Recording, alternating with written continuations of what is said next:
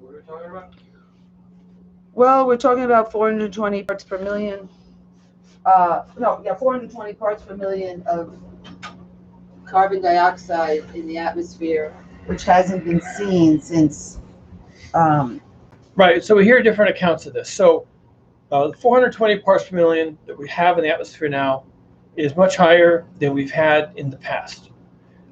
During the ice ages, the reason we were having ice ages, okay, cause and effect time here, the reason we were having ice ages at all was because plants over the previous 300 million years have been able to strip carbon out of the atmosphere and bury it in the ground. Okay, and the form it took that we're familiar with today is coal, oil, and natural gas. That's the work of plants over 300 million years. Capturing Carbon in the atmosphere in the form of CO2, carbon dioxide, and sequestering it in the ground. In plants, right? In plants first. When they had done that for 300 million years, 100 million years, at some point, there was so little carbon dioxide in the atmosphere that the Earth couldn't maintain a temperature above freezing.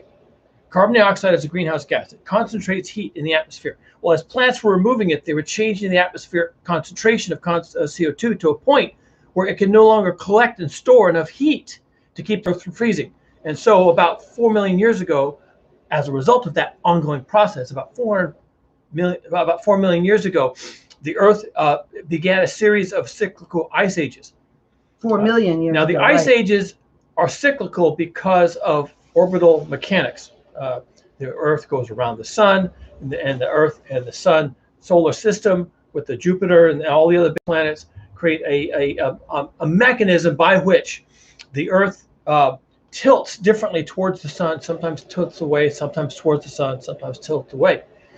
And this tilting is like the pendulum on a clock. It's a tick-tock, tick-tock, tick-tock. And it takes, tens of thousands, hundreds of thousands of years to go through a tick and a tock. Well, when the Earth was a hot place, like a greenhouse, right, it didn't matter that it was ticking and talking and ticking and talking back and forth in the Milankovitch cycles. That didn't matter. It was too hot to form ice, depending on whether it's tilted away or towards the sun. So the plants, though, during all that time, this is great growing conditions for plants, right? It's warm, it's moist, all this other stuff going on. And there was lots of CO2 in the atmosphere. So they were pulling that down and growing like crazy and sequestering it in what we later pull out of the ground as coal, oil, and natural gas. So they lowered the concentration of CO2 until we started getting ice ages.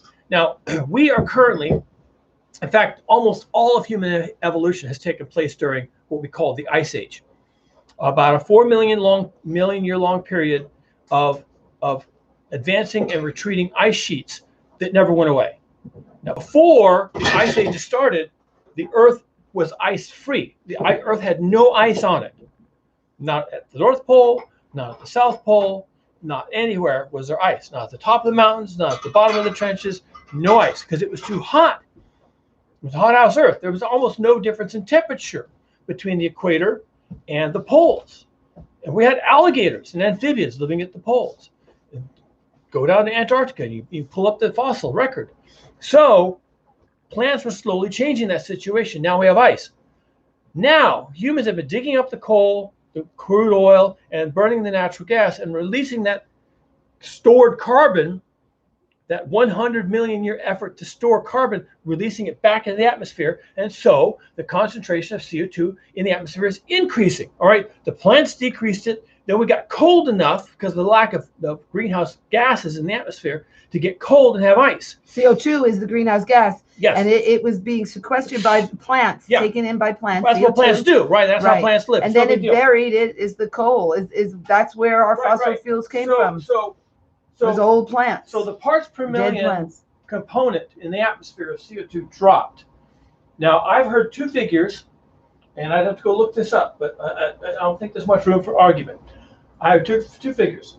That during the Ice Age cycles, during the tick-tock, tick-tock, tick-tock of the last 4 million years, the CO2 concentration in the atmosphere can rise as high as about 320 parts per million and drop to a low about 270 parts per million. That was the range we've been under. That's nowhere under. near the current 400 and some odd plus. We are currently in 400. Now the question is, how long ago do you have to go back before the Ice Ages to find a time when the Earth had 400 plus parts per million. And that was And I've heard various estimates. I have heard 5 million years, and just today, we heard 23 million from what's years. his name? That wonderful doctor, Peter Carter.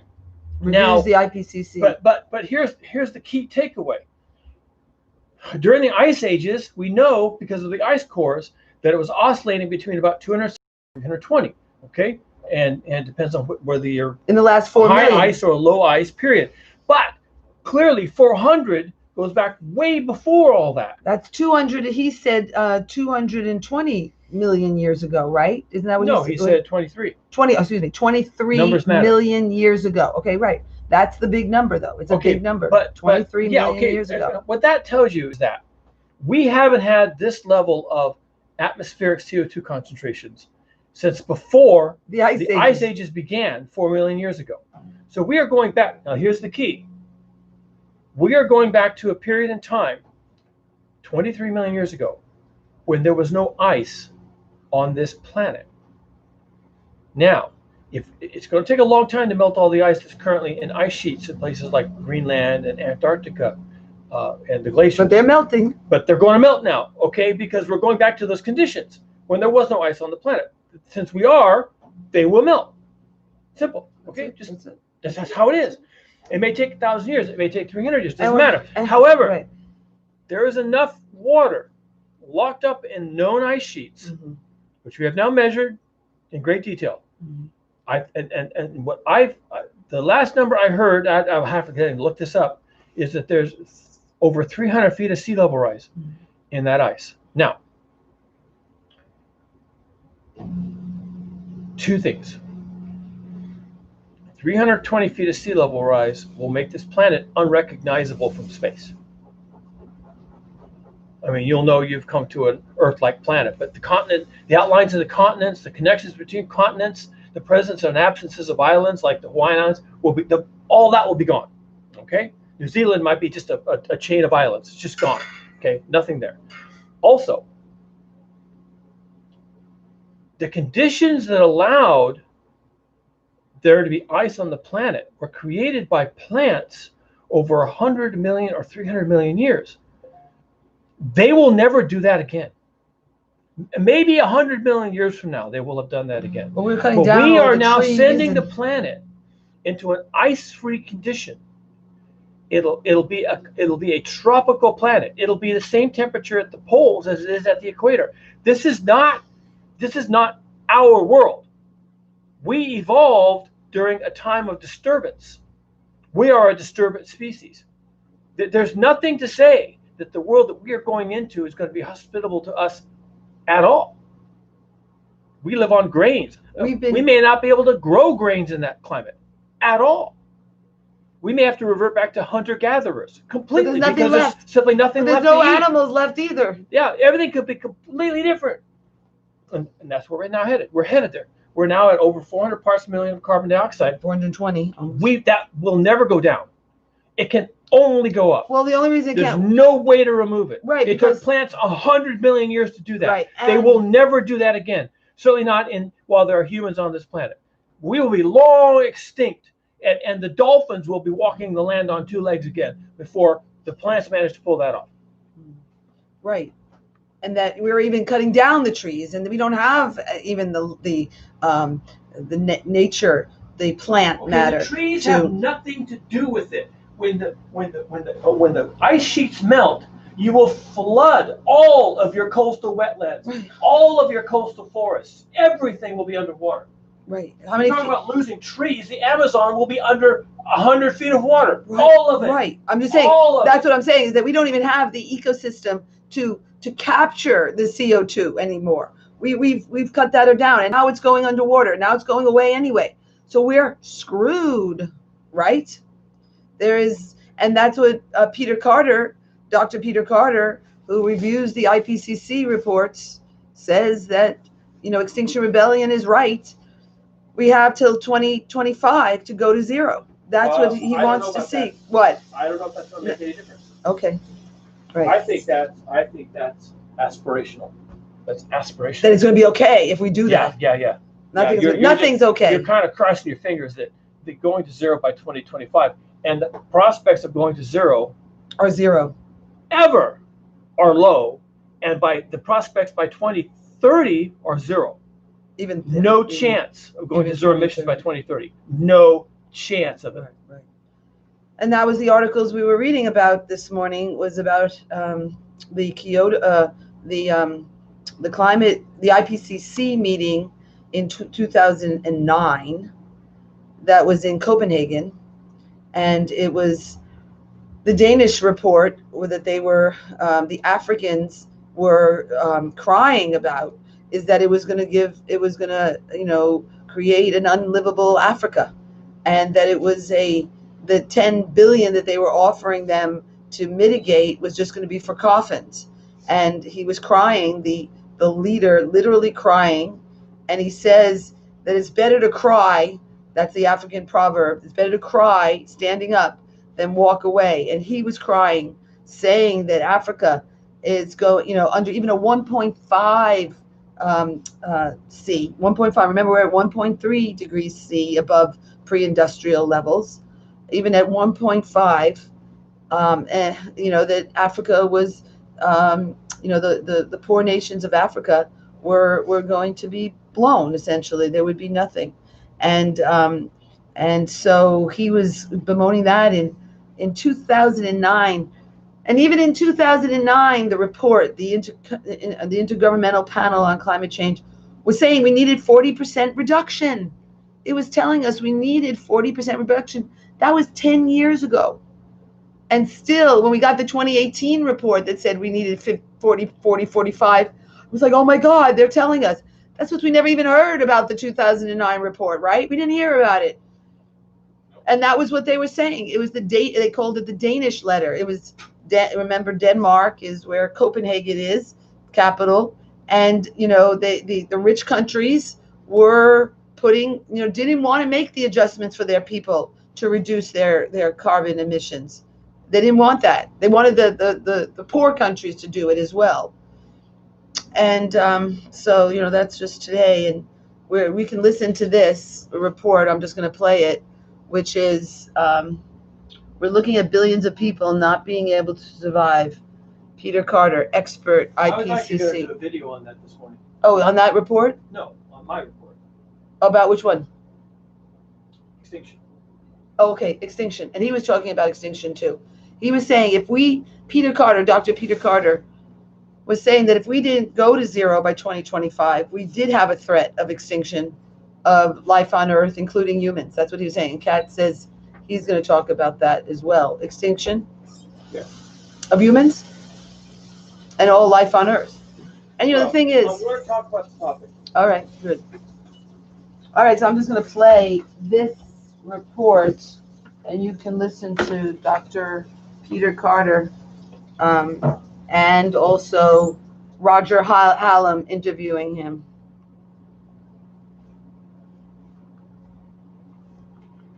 Let's see. Now, we can go back 40, 50 million years, right, on carbon dioxide. Scientists, it's just amazing what they can do.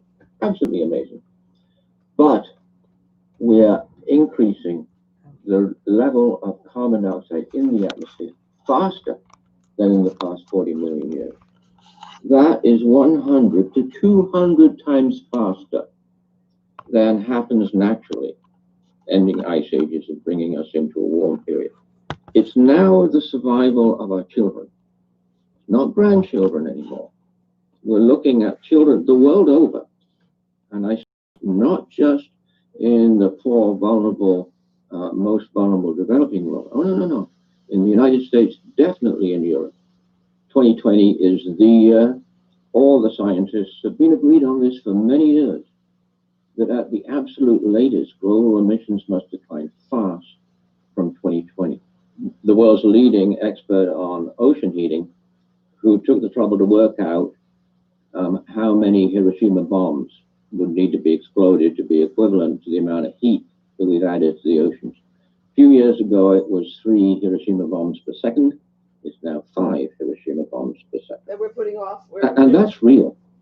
That is the real amount of energy that we're adding mostly to the oceans. And today, rather than responding on an emergency basis, rather than responding to Extinction Rebellion type targets, we're not decarbonizing. The rate of decarbonization has actually slowed in the past few years. So we're doing things worse instead of doing things better. The Arctic. Yes, the scientists have told us for years and years and years that the Arctic's crucially important to the entire planet. What they've said is what happens to the Arctic doesn't stay in the Arctic. That's now become a sort of famous statement. And they've explained that if the Arctic sea ice melts away, then we're in big trouble, because we're looking at hundreds of square miles of Arctic sea ice reflection cooling the Arctic and the northern hemisphere and the planet as a whole.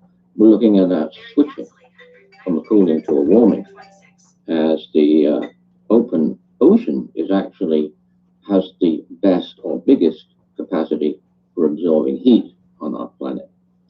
In 2016, the NOAA, the U.S. National Ocean and Atmospheric Administration, they publish an Arctic report card every year. In 2016, shocking, was not picked up by the media. They said, with a long chapter with great illustrations, that the Arctic permafrost, warming, thawing, and emitting, had switched the Arctic from a carbon sink to a carbon source. So this is Earth catastrophe news. This is Earth catastrophe, actual, not modeling, actual scientific finding today. We've lost the Great Barrier Reef. That's been rather obvious for a few years. The Great Barrier Reef suffered its third major bleaching in 5 years. Nothing like this has ever happened before to the Great Barrier Reef. We have two jewels on Earth, don't we? I think we sort of all know this. One on land, the Amazon, and the other tropical rainforest, but primarily the Amazon, and the jewel of the ocean. We've always regarded as the Great Barrier Reef, the biggest living organism on the planet, easily viewable from space, and a wonderful example of how life helps each other and lives together in mutualism, and thrives and produces this incredible, actually, single organism of all of this coral. The Amazon, I track the Amazon fires and the Amazon fire season. I've been doing it for probably about 6 years now. It's a very visually easy thing to do, thanks to NASA. I was absolutely shocked to my core, because just earlier this month, we had more fires in the Amazon than I've ever seen, like way more. And this is early in the Amazon fire season. And those fires, I look at them every couple of days now. They are now encroaching and swallowing up the entire Amazon. These fires, by the way, are intentional. It's not just the Amazon. The biggest area of bright red fires that you see on the map is in Africa, is sub-Saharan Africa, where they burn every year all of the grasses. These fires produce massive amounts of carbon dioxide, but also a lot of methane, and also, of course, black carbon soot going up in the air. The international community has to act so that people are not setting fires in the Amazon anymore. They have to make it economically viable, this can be done, that the Amazon is left intact and not destroyed.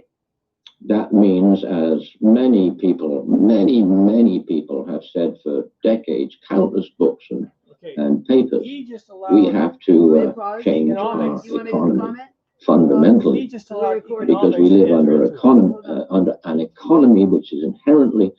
Okay, go ahead. Do you want He just said something that is extremely dangerous. He just said, we have to make it economically viable for people in the Amazon not to burn the Amazon.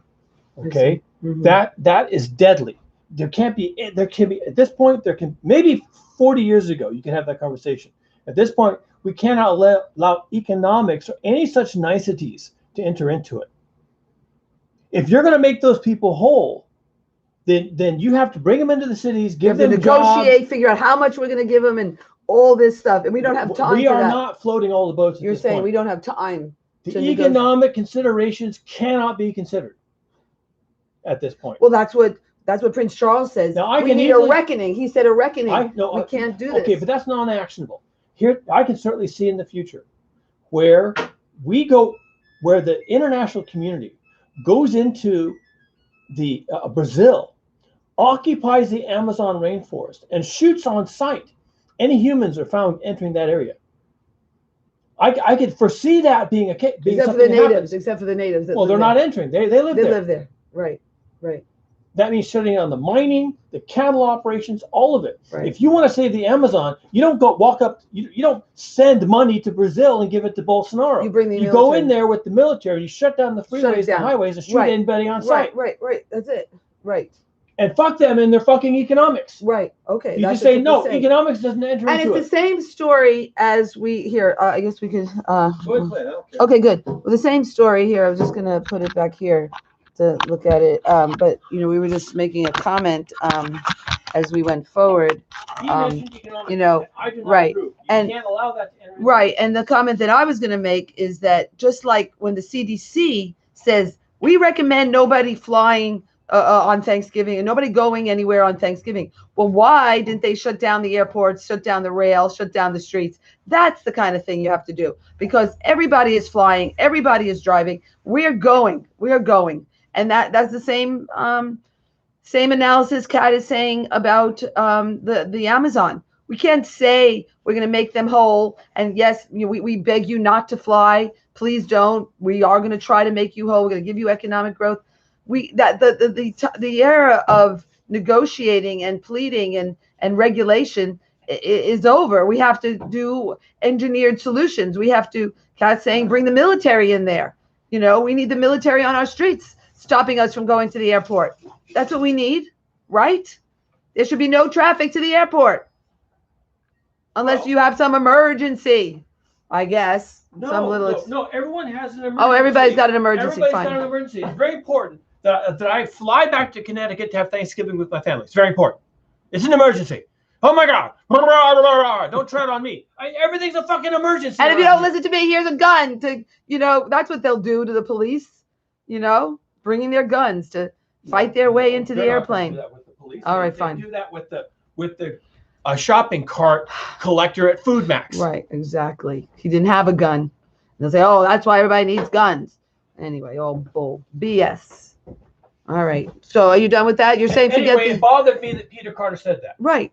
When I have a very, very sensitive bullshit meter. Right. Okay? I understand. And he says that he's a very sweet guy, actually. He's a really sweet guy. So when he says we need to float all the boats, we need to float all the boats. The African boats, the Central American boats, the South American boats, the Asian boats. We need to float all the boats.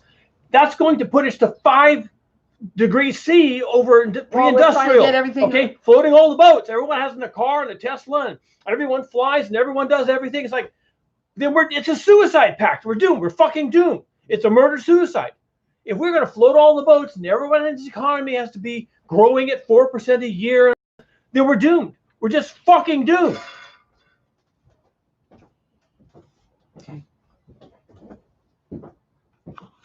Okay, I guess I'm going to hit play. We can hear him again, but I like that comment. We're looking at billions of people not being able to survive. So when Kat is excited, saying we can't float the boats, we can't have everybody. Here's what Peter Carter is saying, expert IPCC. We're looking at billions of people not being able to survive. We already had today, 62,000 people have been destabilized in Nicaragua. That you know of. Right. That's the, 62,000 are on the move because of the IOTA. 20,000. Was it? I think it was 62,000. I know what you're saying. It's going to grow. And that was just from IOTA, that they're on the move and they're being put in bunkers, spreading COVID-19, They're washed up, literally and figuratively, Yeah, they're done. From their 155 mile per hour, they've been the could become a failed state. more hurricanes than ever recorded, 30 of them, and the last biggest number was 2005.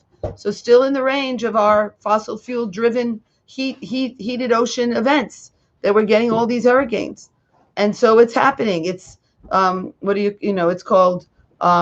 They say we've had more catastrophic. What do they call it? Like climate catastrophes. We've had more climate catastrophes since COVID-19. We've had 100 climate catastrophes since the start of COVID. The last 9 months, we've had 100 climate catastrophes. What are they? I mean, what is it called? Like weather catastrophes, right? But they've really been linked to climate catastrophes. These are not, these are out of the range. Coronavirus is going to turn out to be a walk in the park compared to what's coming. What's already here? Look at what's happening in Nicaragua. They're losing, and Guatemala and Colombia. They said was hit really hard by all these hurricanes. And they're washed up, literally and figuratively. And so when Peter Carter says, Dr. Peter Carter, we're looking at billions of people not being able to survive. That's what we're talking about. And that's what he was talking about in Africa. The leader at the IPCC in Copenhagen was crying, the negotiator of the poor countries, saying that the deals that they're making with the IPCC are going to leave Africa destroyed, he said, right? That's what he said, right? Yep. And that was in 2009. Because the rich countries are leading the way, saying they don't want to make any constrictions on our profit-driven modalities and no restrictions on our per capita consumption. And that's the real problem, is our per capita consumption is way off the charts compared to anything that's happening in these poorer countries. And it is our lifestyles. And nobody's asking us to change. Even under COVID-19, they're not asking us to change. They're saying we should, but no engineered solutions, right? And that's what Kat is saying, that was the BS he was saying in terms of what, Peter Carter, to say we need to make them whole, economic, protocols to make that. We don't have the time for economic protocols, right? We're looking at billions. We don't have the carbon. Right. We don't have the carbon or the time to make them whole. And we've got to start, creating engineered solutions. All wealth generation is tied to the exploitation of fossil fuels. All wealth people and planet. All people wealth and nature. generation is tied to the consumption of fossil fuels. Right. If you want to float the boats in Africa and South Asia and South America, you're going to have to burn carbon to do it. All right. That. I don't know. Maybe it's Mary. I'm not sure.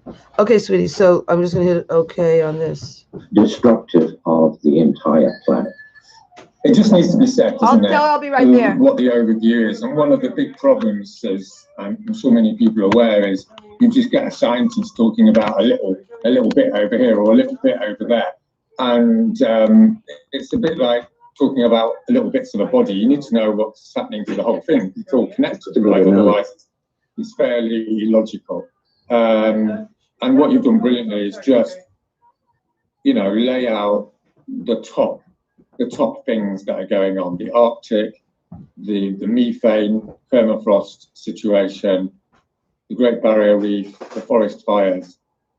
And in the context of this fundamental understanding, which I think a lot of people haven't quite understood, is once you've triggered this, it continues without you having to do anything. That's my understanding of a feedback.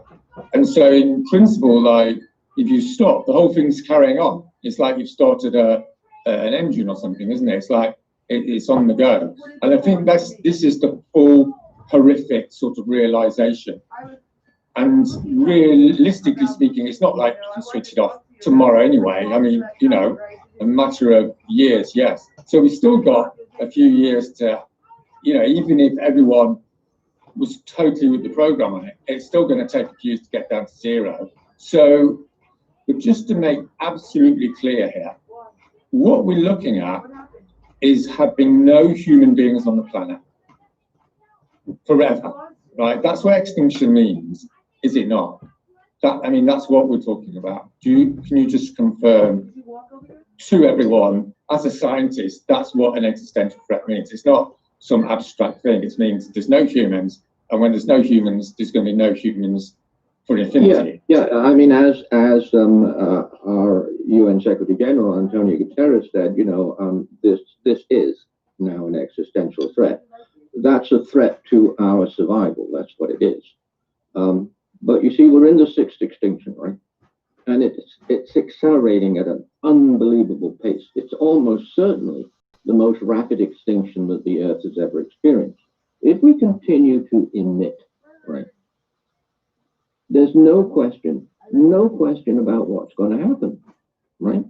The Earth is going to get an intolerable place to live in, with intolerable heat waves. But those heat waves won't just be intolerable, they will trash our crops, because there's a definite limit of heat that crops can tolerate, even with irrigation. There was a paper that got a lot of publicity year before last, and that was what the media call the hothouse Earth paper, that explained all of these feedbacks and described them as cascading feedbacks.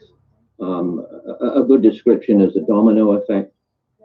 So you start one and they go on and on and on and on and on, and then you just get more feedback. But they're actually all happening at the same time. I think there's two things we've established.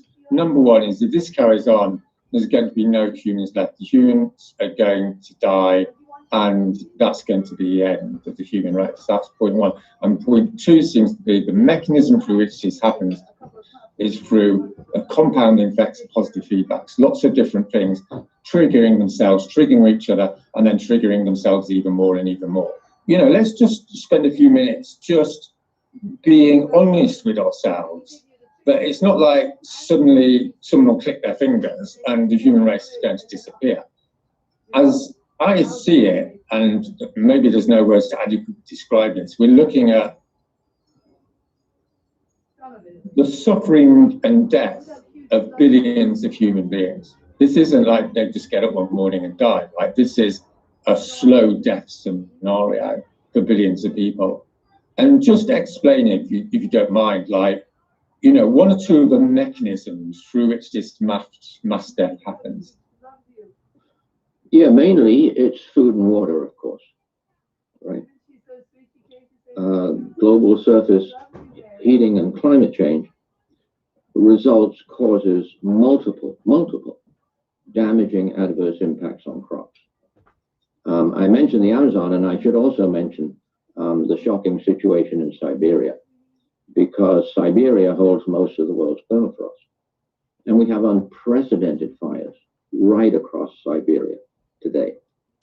And those fires in Siberia are actually never going out. In Russia, they're calling them zombie fires, because they just subside, but they keep burning under the peat. And then when we get into the spring and summertime, and it's only been the springtime that's done this, whoosh, up they come again. And as I say, they're emitting vast amounts of carbon dioxide. So that's one huge feedback. Any projection that you look at in terms of where global temperature is going to stop at, right? Whether it's 1.5 C, we're going to lose food production. And the latest models, they all show this. So in scientific terms, as I put it, all the accelerating data trends together result in a trend that the biosphere is in a state of collapse. That means that the human species, although there's a heck of a lot of us, and although we still live on a beautiful planet, that means that nature is not going to support us.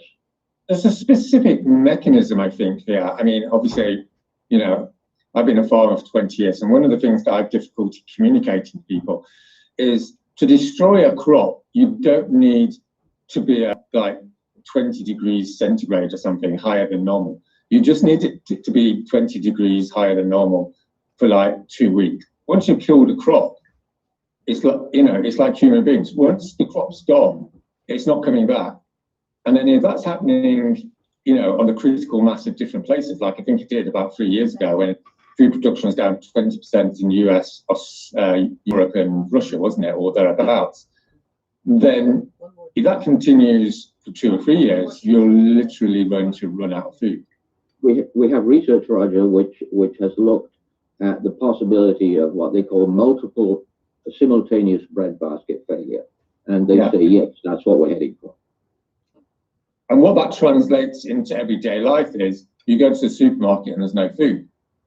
I mean, that's the immediate reality we're talking. I mean, when you say the end of the human race, it sounds a little bit science fiction abstract, but what you're basically saying is at some point in the next few years, you'll go to the supermarket and there's going to be no bread, or there's going to be no pasta.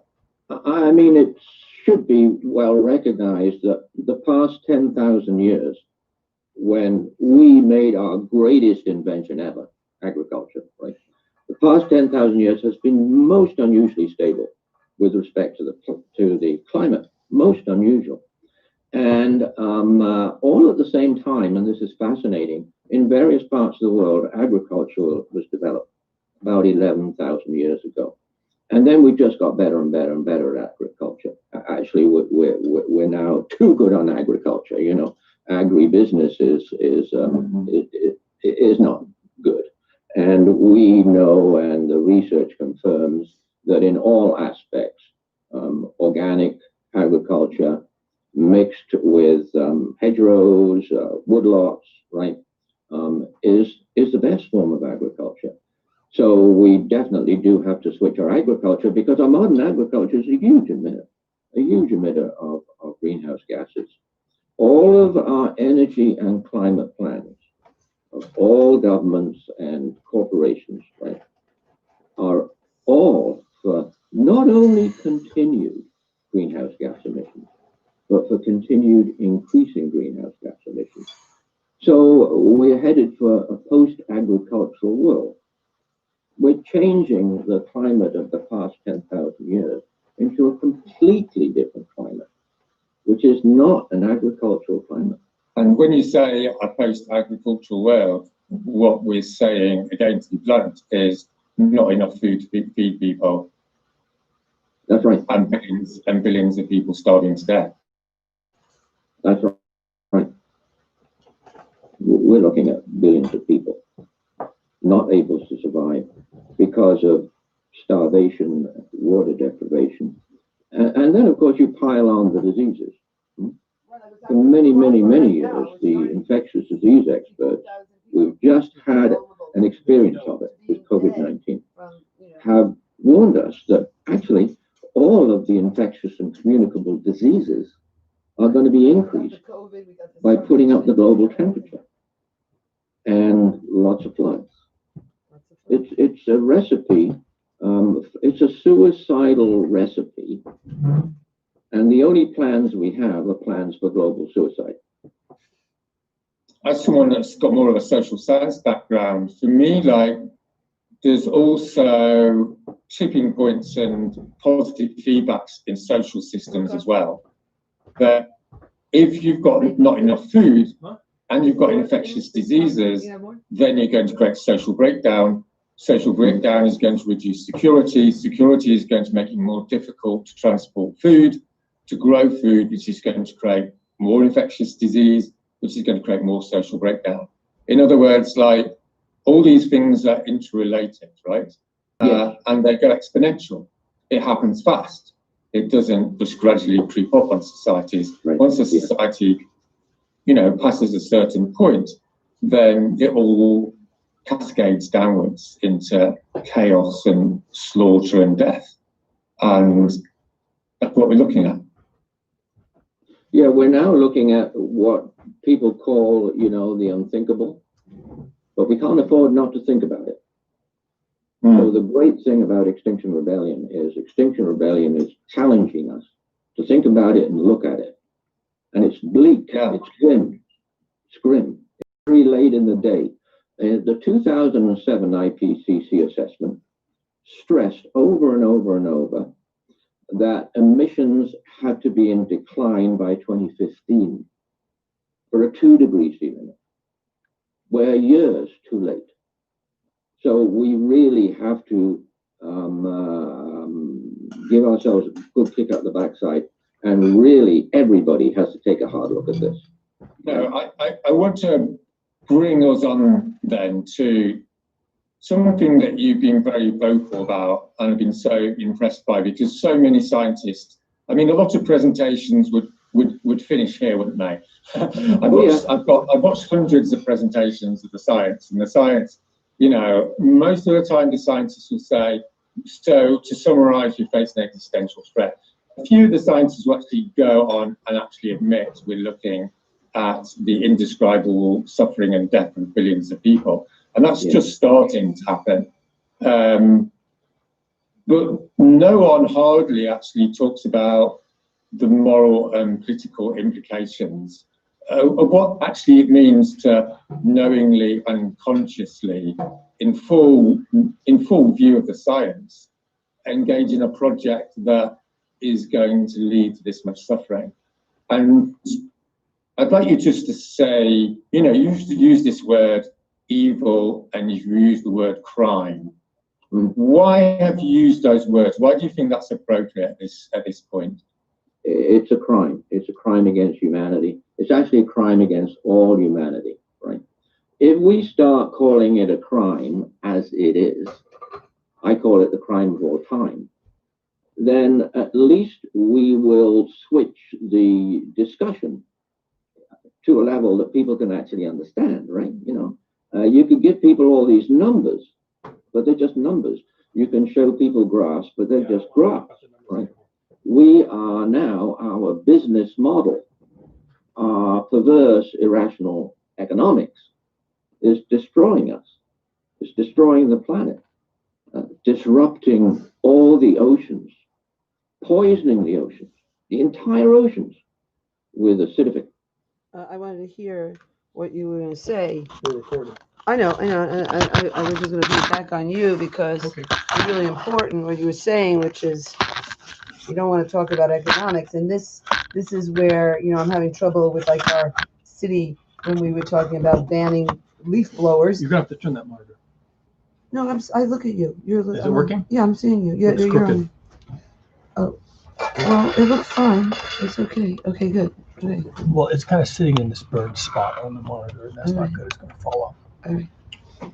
Okay, So, what are we doing? Well, you know, just I was dealing with, you know, our city council, Pam Foley, saying she wouldn't ban the leaf blowers because it would hurt small businesses, and it just so aggravated me that talking about economics and All right, even with the SVO. All right, then let me address that Chamber real of quick. Commerce. Let me address that real quick. Okay. So I'm going to make a couple of statements here, and you have to just accept these and not start debating either me or in your head. Just accept these statements as true. Right. I'm a scientist, both feet in reality. Now I'm making true statements. Capitalism won. Capitalism has won globally. Also, capitalism and its stepchild, consumer culture, has been engaged in a brainwashing effort since Edward Bernays invented marketing in the 50s. It's been certainly two, maybe 2.5 or 3 generations of people who have heard nothing except growth economics, jobs, you know, single family homes, moving into the suburbs, buying American more dream. stuff, buy your way to happiness. We've had 2.5 or 3 generations of that. Don't ever do not at this late game, at this late point in the game, don't expect Foley, who has probably never had an original thought in her time, to now stand up on 2 legs and say, I am going to resist this. Okay? Don't expect that. Don't expect it from Deb Davis, Sam Liccardo, or Nancy Pelosi, or Joe Biden. Don't expect, or the UN. You don't expect it. After 3 generations of daily 24/7 mind-breaking propaganda, don't expect people to just suddenly do that. Now you can be disappointed, and you can say, wow, this is going to be really hard. And you can observe that this is going to take a long time. And you can do all that, and you can wonder how you're going to do it. And then I come into the room and I say, you're not going to. Okay? And all the time that you're wondering how you're going to break someone like Pam Foley away from the mirror of self-indulgence and start looking at the real world and the real problems, all the time you're trying to figure out how you're going to do that, I'm going to come in and I'm going to say, you're not going to do that. Now, what can you do? And the answer might be, first of all, the answer might be, what can you do given the triumph of capitalism and the dominance of consumer culture and the prevalence of propaganda in support of these two things? What can you do? The answer might be, the default answer may be nothing. Right. It's like the universe has no obligation to provide a solution to your problem. Okay, you may have boxed yourself in with your 3.5 pounds of brain into a place where you cannot survive. There are lots of times in history where people have boxed themselves, and I don't mean just modern history, I mean all history, where people have, through mental constructs, boxed themselves into methods of behavior that doomed them, and they went down in flames. This is actually countless examples of this. And I'll pick one real quick. The Roman civilization. They got boxed into conquest so thoroughly that they couldn't even think thoughts like, what we're doing is not sustainable. That they couldn't think thoughts like, this might end and we may become the victims of invasion. They couldn't have those thoughts. They couldn't have thoughts like, we may have to do things a different way in the near future. They didn't. And up to the very end of the empire in 470 AD, they were not having thoughts like they could fail. And then suddenly one day they failed. Rome was sacked by the Huns, and that was it. It was done. No more Roman Empire. No more Rome. No more Roman civilization. And the Western world, at least, was plunged into 500 years of dark ages. No one thought that was even possible. They were so narcissistic, so glued to their culture, so glued to their internal narrative about how great they were, and how invincible they were, and how immortal they were, and how they did everything right, and how they could never fail. They were so glued into that that they couldn't see that they were doomed. And the thing is that, and they were doomed by virtue of what they were doing. Right. Their growth model was that they would invade nearby countries. And as they invaded nearby countries, they would take their wealth to themselves, and they were wealthier. And then they would go a little further out and invade other countries and other communities, and take their wealth and bring it back to Rome. And as they went outwards, their sphere of influence got bigger. So their actual returns on investment of sending armies out was greater. They actually had greater returns on investment as they got bigger and bigger and bigger. But then the other thing started to happen as they got bigger. Their supply lines got longer. Their armies and supporting them was more difficult. Was further away and began to become more independent. And then, as they were spread out in this perimeter and they couldn't find soldiers to fill all the gaps, enemies started infiltrating. And what were the enemies coming for? All that concentrated wealth. And so they were doomed. They were absolutely, utterly doomed. And they couldn't see it. They couldn't see it. Now, we here in the West, we are doomed. We burned all the fossil fuels. We've destroyed our atmosphere. The whole Earth dynamic system is in flux. We're finished. Our Titanic has hit that iceberg. We're done. Right. You're not going to convince Pam Foley of that. No. You're not going to convince Sam Liccardo. You're not going to convince your cousin Michael. You're not going to convince your own son and daughter that we've hit the iceberg. So, you're not going to. Right. But I am here to tell you, here late in this empire, you've hit the iceberg. You're going down. Right. All the signs are that this cannot continue. Furthermore, it won't. Right, right. And so what we're doing in the what I see the city doing, and I understand it, it's business as usual, is supporting businesses. This has been our MO, that we support businesses, even though the people that are being, it is capitalism exploits people and nature for profit. Yeah. And the people who are being exploited, which are the workers who are getting life insurance because they're afraid that they won't live. Not getting life insurance. Words matter. Buying life insurance. Right, having to buy it. It's not being given to them. Right, they have to buy it. They're buying it with their paltry little below minimum wage checks. Right, because they know that they're being sacrificed at the altar They know of they're being capitalism and sacrificed. consumerism. Yeah. And we have And their we have- only hope is that when they die, there will be a tiny little life insurance policy that will pay out. will pay their children, so their Yeah. children will have some hope, that they might have some support. You know what kind of life insurance policy these people are support are $10,000. yeah, $10,000. Okay. I know that's all they can afford. You know what that'll pay for in today's predatory capitalist culture? You know what that'll pay for? I know. That'll pay for your funeral. Right.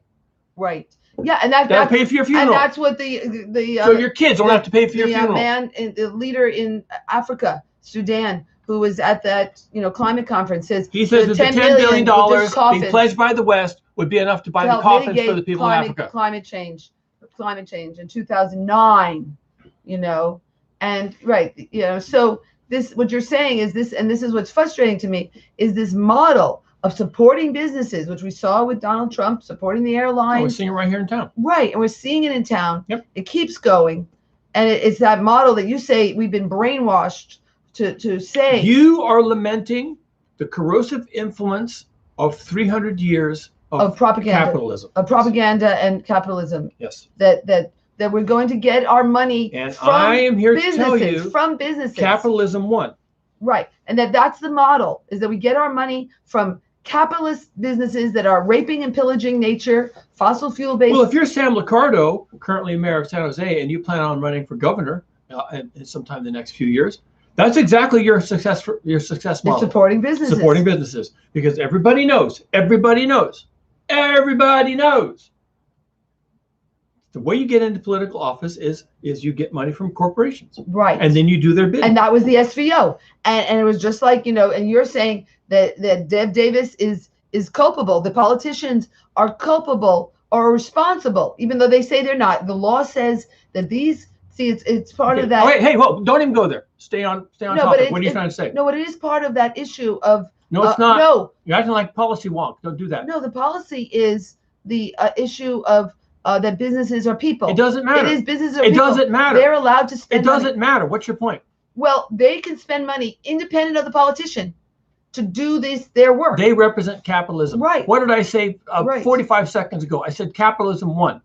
Capitalism owns your state house. They own your local city council. Right. They own the presidency. What is that bill? What is that Supreme Court decision? It doesn't matter. What was it called? Citizens United. It doesn't matter. You're focusing on minutia. The bigger picture is capitalism won. Edward Bernays won. It's all propaganda 24/7. And Pam Foley is not going to break out of her box. And that's what we're seeing in our nobody's going to break out of their box. Campaigns. They don't know they're in a box. And that's the issue. And even Ann Ravel is looking at it because she was hurt by it. Is when you have this Citizen United where the corporations can spend unlimited amount of money. Okay, wait, no, I'm not putting by that bullshit. No one's looking at this. This was affirmed at the federal level, Supreme Court, as constitutionally protected. Nobody's looking at this. We have to overturn. That is bullshit. That is wishful thinking. That's unicorns and rainbows. Nobody is looking at this. Oh. Capitalism won. Capitalism is not going to lose. Capitalism is going to stay one. But what's going to happen is that Titanic has hit this iceberg, and they are finished. The Roman Empire couldn't lose. So do we? Nobody talks about the Roman Empire anymore. Can we talk about overriding the Supreme Court decision? No. I will not sit here and put up with that. I will not sit here and put up with that kind of nonsense. What is it called? Whatever. Yeah. Scientists, both feet in reality, not happening. But that's the problem when we have such strong campaigns and so much money. Yeah, that's the problem. It's done. I'm not putting up with this shit. It's done. You got to understand it's done. This is the way it's going to go forward forever. And forever is a variable, which in this case means 5 more years. Right. All right. So we can't fight. What is you can't change Citizens United. Try to pay attention. All right. You can't change Citizens United. Especially now that the Supreme Court is packed with even more people of that mindset. Okay. Right. You can't change that. Nobody on earth can change that. Christ Jesus could descend from heaven and still not be able to change that. So you're saying that's not the fight we need to fight? That is not a fight. And you're not fighting capitalism. Capitalism won. And I'm not here some dirty hippie, you know, crying in my coffee saying capitalism won. That's a fact. Now, capitalism will last forever, which is a variable that contains the number 5 years. Because that Titanic, just like Rome in the year 200 AD, Rome had already hit their iceberg. And 200 and some odd years later, they were gone. Gone except as a historical footnote. All right? So what do we need to do? So, okay, we're not. You don't need to do jack. Now, 5 years. We have 5 years. if it's 450 AD and you're living in Rome, and I'm here telling you, you've got 20 years before the end of the empire. Well, now you're saying 5. It's till the end of life on Earth. Here's my story. Listen to my story. It's 450 AD. And you and I are in some Roman villa, and our slaves are bringing us coffee, and the little boy eunuchs are running around doing our chores for us. And you and I are elitists in Rome, and I'm telling you, yeah, this has got 20 more years to go. And you're like, oh no, what should we do? And I say, there's nothing you can do. The failure of the system that you're enjoying right now is built into the system. It's just how it is. Our empire has expanded to the point where actually the return on investment is less than the investment itself. That's a negative return. And when you have negative returns, you go down. Okay? Just like when the Titanic had negative buoyancy, it sank. All right? So this capitalist system has already hit that iceberg. It's called climate change. This system is going down. There are now negative returns. Negative returns means you sink. Now, is it going to take 10 years or 20 years or 5 years? I don't know, and I don't have to know. But you know, when the Titanic was going down, the captain didn't know when it was going to slip beneath the waves. He didn't care. He was too busy trying to get himself to a lifeboat. So I don't have to know the exact date. All I have to know is that this thing is going down. It's done. 5 years. It's done. Right. So what do we do? So we can't even fight And capitalism. I will make a prediction. It goes down in my life, the remainder of my lifetime. Well, we're talking about 5 years is what It goes down in my lifetime. Peter, I will live to see it. Right.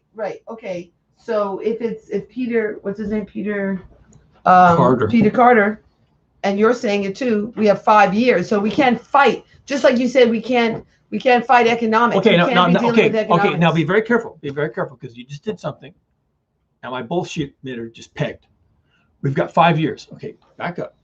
I need to know what you were thinking you have to do by 5 years. Reduce our fossil fuel to zero? Wrong. What? Be prepared. Yes. For the emergencies. Yes. That's what we talked about this You've morning. got 5 years to get your ducks lined up and get everything all in order, because this shit's going down. To survive. And if you and I were having this conversation in 465 AD, and I knew somehow that in 470 AD would be the sack of Rome and the end of the empire, we'd be having this conversation. I'd say you got 5 years to get yourself a villa, get yourself a vineyard, get yourself some arable land, make sure you have loyal people around you, set up with some tools, some equipment, save some books, okay? You got 5 years to get this shit together, because in 500 years after that, we're going to need to start this show over again. And that's what happened. In the 800 AD, 900 AD civilization, Western civilization, this is only a Western component, okay? It began to return. And that's what we call the Middle Ages. The 400 to 800 was the Dark Ages, right? Yes. Right. Dark because nobody recorded anything. There was no organized civilization. Get ready to go into a dark age. Yes. And save what we can. And do you like the internet? Do you like the internet? Yeah. Save yourself. How are you going to save that? Do you like electricity? What are you going to do? Do you like medicine? What are you going to do? Do you like education? Right. Textbooks? Right. What are you going to do about that? Anything? Nothing? You think someone else is going to come along and save that for you so you can enjoy it later? Oh, no. They'll save it for themselves. And then you're expected to pay some kind of subscription to get into their clubhouse. What are you going to do for yourself? And I have to say, for yourself, not because I'm some wild-eyed thinking I'm surrounded by commies. The reason you have to do this for yourself, is because your government is not going to provide any leadership to bring you and your community together, where you can do this collectively, because the terrible word is in there, the C word, collective, which sounds like communism, and they're not going to do it. They're not going to save you. They could help. They could help do that. They're not going to do that because capitalism doesn't want you doing that. Capitalism wants you reliant on them, not your neighbors. Right. And they have been very busy for 300 years undermining resilient communities. Right. Sending everybody out in the suburbs to live individually. And into corporations, into serving the mill. Let's just watch the movie. What is the movie with Charles? What was his name? The funny, the Modern Times. It was called Modern Times. Charlie Chaplin. Charlie Chaplin. That's the cog in the wheel. That's what they want us to be. Just disposable cogs and wheels. Okay, but cogs and wheels might actually serve the cogs and the wheels. But the problem with being a cog and a wheel in the capitalist machine is that machine has hit an iceberg. Right. Okay. Oh, the machine is in an iceberg. The machine is in an iceberg. It's called climate change. And now that machine is going down. So if you're a cog in that machine or you're a wheel in that machine, do you have access to lifeboats? And the answer is probably no, you don't. No. So it wasn't like Charlie Chaplin was concerned about, that it's unfair or unjust the way people are treated. No, actually your problem is a lot more than just being unfair and unjust and how, you're being held down and the boss is always looking over your shoulder and trying to fire you. The real situation is you're a cog or a wheel in that machine. It's going down. That machine has hit the iceberg and is going down. Right. And so even though we know it's going down and they are in denial that it's going down. Okay, first of all, there's no we. They, the capitalists. There's very few people who know this. Okay, right. There's only right. Very few people know. And the Titanic is an apt metaphor. There were only probably 3 people in the world who knew the Titanic was going to sink. Okay. On that boat. The ship designer. Okay. Was he on the boat? Onboard engineer. Right. The guy down below decks trying to assess the hull. There was for a long time. There was 3 people who knew that ship was going to sink. They kept it a secret. They didn't tell anybody. Right. Why? It's not like not telling people was going to save them. Because they didn't. It was the myth that they had been telling everybody. That's right. They had bought into the myth that this ship was unsinkable. Well, there was a point when 3 people on the planet knew that ship was going down, and they didn't tell anybody. Right. And then the ship went down. And so people were surprised. What Kat is saying, and we've been, how we started our morning, was that he was saying we need to be very resilient, and we need to become horticulturalists, really get good at our gardening and our survival skills. That's what he's saying. And that even though, the I don't want to use survival skills. Okay. You were okay with horticulture. We need to become agronomists. We need to be able to raise our own food. Survival is not something you learn. Survival is actually something you acquire through creating resilient communities that collaborate in all of us surviving. Now, you can become a cooper or a carpenter or a smith and a miller, and you can rediscover the skills that people had in the year 1700. And then when all of you have a skill, then all of you survive and go forward. You've all found your lifeboat, and you're going to sail away from this niche. You found your lifeboat, and you're going to sail away from the sinking ship. Okay, that's true. Individuals do not learn how to survive. Now, you can become a horticulturalist, or someone else becomes a blacksmith, and someone else becomes a carpenter. But together, you're in the boat, the little lifeboat, and you float away. Right. And what was beautiful about Peter Carter, he was letting us know. Peter Carter, right? His name. Peter Carter. Was Dr. Peter Carter reviewing the IPCC reports and really putting out a warning to humanity, essentially, that things were really bad, really supporting Extinction Rebellion's demand for change, reducing our fossil fuel by 2025 to zero. Aspirational. Good luck. What he was saying is that we have 2 systems that are the most beautiful in the world, one on land and one in the ocean. And one of those is on land is the Amazon, and in the ocean is the coral reef. And what he said about the coral reef was really moving, is that it was showing symbiosis in a beautiful, beautiful way. And that's what Kat is telling us, is that is our teacher, is the coral reef, and that's how we need to be, is symbiotic. And that's all what the coral reef is about, how they all work beautifully together, right? They do. It's an unfortunate metaphor because, of course, it's doomed. Well, so I'm not sure I would reach for that one. But that's what he was saying. And he can say that because he's trying to make a more emotional It was plea. doomed. The fact that it's doomed is not the issue. It was what made it work was the symbiosis. It was that's what was so beautiful. The complexity. The complexity yes. and the working together, yes. that they all helped each other to survive. And that but they didn't do that. They didn't do it consciously. Okay, they did it consciously, and that's actually important. That's really important. That's the human That's human really challenge, important is to because do it humans consciously. also need to do it unconsciously. I don't see us being able to save ourselves if we're going to need leadership. Okay, we're going to have to, each of us individually, just like every fish on the reef, and every coral polyp, and every sponge, and every sea cucumber, each has its own objectives. However, if all of our objectives are cohesive, then that whole thing can go forward. Now, I don't expect, there will never be a moment when leaders arrive on their white horse and tell us all that we're in trouble and here's what we have to do to survive. That's not going to happen. That will never happen. And if you're waiting for a Joe Biden or someone else to come along and say, now I'm in leadership, I'm going to help you all save yourselves. That's not going to happen. It's going to help business save themselves. Right. Okay. So you're going to have to find like-minded people. Right. Sans leadership. No, without no leadership and evidence. You're going to have to find like-minded people who agree on principle collectively. There's that C word again. Okay. Collectively to save themselves and each other. All right. Right. And if you can find those people, then you can create your little community, and your little community has a little more resilience than the other communities, and maybe your community lasts longer, and maybe you're the last one standing. Maybe that's how it works.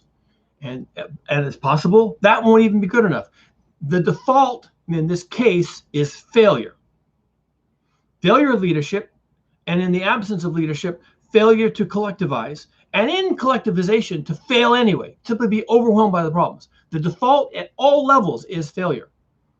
We'll be lucky if anybody gets through this in an organized, civilized way. It'll be a lot of work. Well, it's a miracle because you know, like I was saying, that the corollary of the coral reef is these are, you know, they're instinctively do this. Well, they're evolved. They're evolved to work together. Tens of millions of years for these things to be created. Together, right? Tens of millions. And we, with our monkey brains, we have 10 years, not millions, and 10. we have been brainwashed to be isolated and to work individually and to be part of a cogs in a wheel into capitalism and consumerism, which has separated us. So now we have to change our whole Umwelt, our whole way of being, to say we need to be collective. And that is, you know, that there's so much demonization of the collectivity model that because that doesn't help capitalism. So they have demonized it. And so now we have to change our model to say we need to be collective. And you know, that's, you know, whether or not we're going to survive is questionable, because we're gonna have to change that model to survive. And you know, that's what we have to work on. And I guess that's it. That's all we can do. Is we are, you know, we are social beings. We are social beings, and the more we can strengthen that, the better. Is all I can say. I mean, you know, Okay, to some extent, we would be better served by not being social beings. If we would be better served, and each of us more likely to survive, therefore the species more likely to survive, if we did not have weaknesses that are best met by cooperation. We do. Our women and children are vulnerable for a long time. They need protection. They need resources. We are large animals, and the food we create these days with modern agriculture requires villages to create enough food for us to survive. You know, we are 8 billion people currently on Earth because of modern agriculture, which began about 10, 11,000 years ago. But modern agriculture was collective. Right. So planting the wheat, harvesting the wheat takes an entire village. No one person does this. Now, we would be better served if we were individualistic like cats. Okay? Go out and catch a mouse, you're good. But we're not. We are communal. And so the risk to us is that because capitalism has brainwashed us all into living individual subatomic lifestyles. So they can control us. So they can pull the strings as they do. That we have forgotten that we are actually a social species, and that we survive based upon our willingness Socialness. to form cohesive social units that work together to protect the weak, emphasize the collective. Cat always said the lone monkey is the dead monkey. The lone monkey is a dead monkey. That's the philosophy, and that's so his, as a monkeys want biologist, troops. right? And we are like that. Now, we are not individualistic, and yet capitalism has taught us over 3 generations. And now we're going extinct because consumer of it. culture has taught us. Edward Bernays and his marketing propaganda has taught us to live atomistically and individually. Right. Okay, so now we don't live collectively. We just don't. And now we're entering a time when collectivization, pulling together, surrounding each other, okay, creating a troop that can go forward, helping each other. That's actually what we need. Right. But we're not going to get that. Why? Because capitalism won. So the real risk here is that we're going to continue to drink the capitalist consumer culture Kool-Aid and go forward as if I'm going to survive this. I'm going to have my guns. I'm going to have my fortress. I'm going to do this. I'm going to do that. And then what we realize somewhere at the end, as we're huddling in our bunker with our gun and our last meal ready to eat, we realize, oh, wait, maybe you can't do this by yourself. This thing that we've been doing for 300 years, 10,000 years, you can't actually do this by yourself. That was a myth. Right. And so and yet here you are, you've just eaten your last meal from your can of beans, and you just realized, how am I going to plant a wheat field again? How am I going to plant an orchard? Oh, and it takes 10 years before you can get any fruit. It's going to be too late for most people when they suddenly realize, oh, wait, I don't think I can do this by myself. Okay, then that's too late. You're done. You're finished. Now you're just compost. Well, the bugs are going to eat you. And that's what they say in emergencies. You have 1 hour, and you need to be a strong neighborhood. Map your neighborhood is the program, because 1 hour is where the death happens in emergency, and you need the people around you. And so that is our call to humanity to create strong neighborhoods and create strong communities that you live by, not virtual, but in reality. And so, and that's the message, to get off of Facebook, because, the virtualization of our communities has, is a myth that they're going to be there for us to survive. And then they're doing a lot of evil. The Facebook, we're looking at supporting Donald Trump and his lies and promoting that. And so we're listening to this, what is that called when you're in a cavern? What is that called? Echo chamber. Echo chamber of Facebook. And they're not editing it out. And that's where our media, like when I have my degree in media, is that we're supposed to have, both voices. It's supposed to happen, balanced media. But we don't have that in our social media anymore. There are no regulations like there was, in the past, right? Where you had to have, both sides. And we're not getting that. So we're having these echo chambers. And that's why we're creating such problems in our world. Look what's happening. Such polarization between us, because they are allowing that to happen. They want that. They want us to stay in our polarized world. And they make money. They are making money, but also they want us to stay in capitalism. And that's half of America wants to stay in capitalism. We know that. Whoa, no, bullshit. More than half? 100% of America wants to stay in capitalism. Half of America wanted Donald Trump's version of capitalism. The other half wanted Joe Biden's version of capitalism. But they're both the same. They're all exactly the same. That's what it's capitalism, and it won, clearly. Right. If you don't even have a choice of political parties anymore, that you could maybe possibly vote in another voice that could save you, you don't have a choice. It's just like, do you want capitalism in the White House, or do you want capitalism in the White House? Right, and that's what we see. You're done. Right. 100% of the choices are capitalism in the White House. And Joe Biden is being exposed for choosing his EPA staff, or whatever they call it, as he's developed transition staff. And they were the guy who was on it was somebody from DuPont, who was big promoter of a toxic chemical.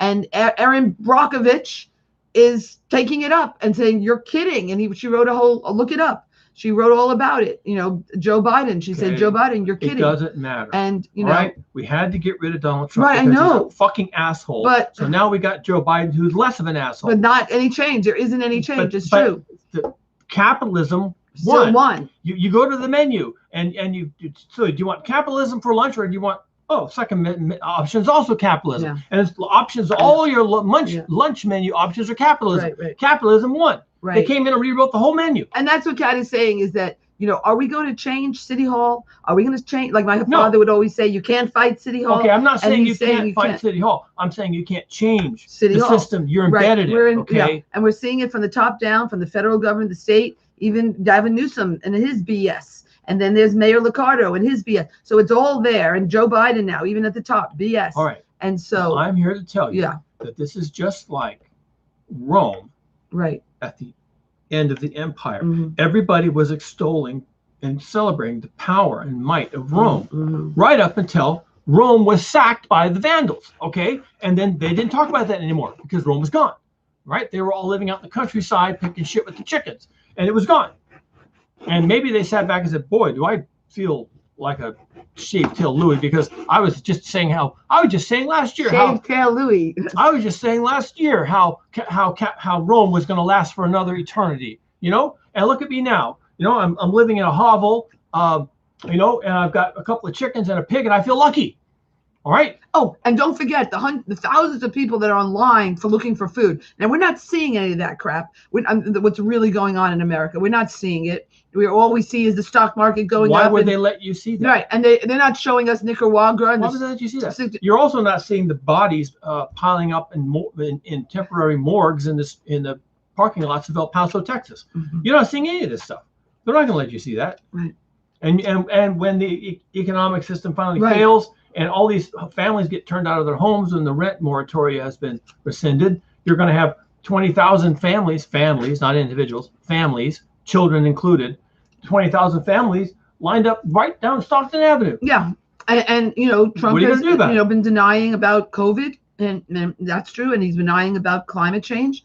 And so, this is how you brainwash me. This is a demagogue that tells you what you want to hear, that nothing's wrong. And, even though we have how many people have died of COVID-19 in the U.S.? Is it 250,000? 250,000. And, we're having how many a day that are being, that are getting a 12 million a day? Is it 12 million now a day that are 200,000? No, a day that are COVID positive. 200,000.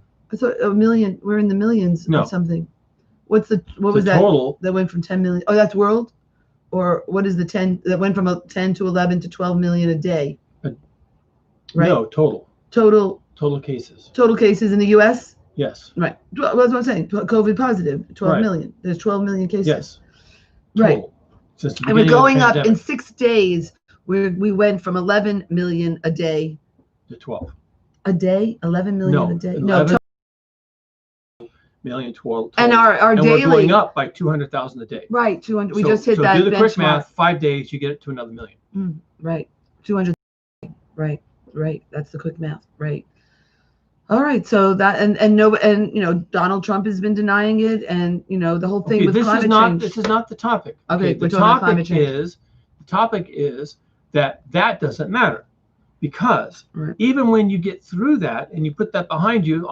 Okay, maybe it takes a miracle, but whatever it takes, let's say you put that behind you. Or they simply stop reporting it, and you don't even know that it's still ongoing. You just simply don't know that it's happening. Whatever happens, such that it's no longer front of mind, you've still got climate change coming. It's here, it's impacting us now, and it's going to get worse, and it's going to continue to get worse for 100 years. It's going to continue to increase in importance every year for 100 years.